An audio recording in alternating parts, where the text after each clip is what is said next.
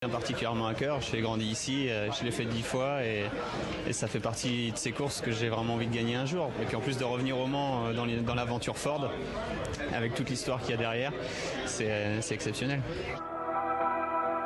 Ford et Le Mans, c'est toute une histoire. 4 victoires consécutives dans les années 60, un retentissant triplé en 66 avec la légendaire GT40. 50 ans après, il y a comme un air de famille. L'héritière affiche clairement ses origines. Sous des faux airs de proto, se cache l'une des plus belles autos de cette 84e édition.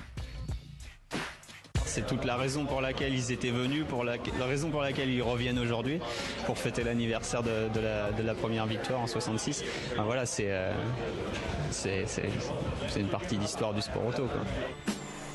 Et l'histoire, c'est aussi Indianapolis, les 500 miles, la carrière américaine du pilote français. Quadruple champion IndyCar, le Manceau termine 9e de l'édition du centenaire. Indy, Le Mans, même combat, ou presque.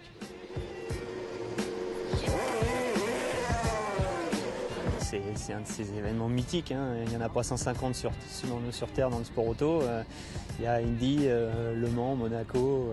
En tant que Manceau, vous vous mettez ça au même niveau ? Le Mans, ça reste particulier pour moi. Il y a un côté affectif et personnel qui y aura probablement nulle part ailleurs. Voilà qu'un jour, Bourdet s'est même imposé dans les rues de Détroit au nez à la barbe d'un certain Scott Dixon, l'une des stars de la série.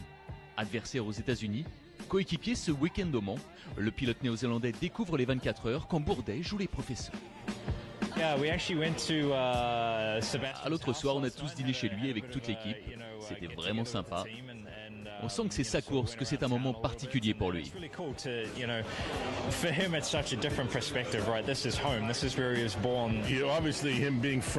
Honnêtement, je n'ai pas eu à l'interroger sur sa passion, son investissement pour la course. Il est Manceau, tout est dit.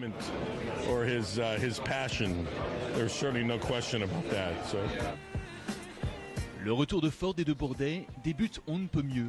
La numéro 68 a signé le meilleur temps de la catégorie GT.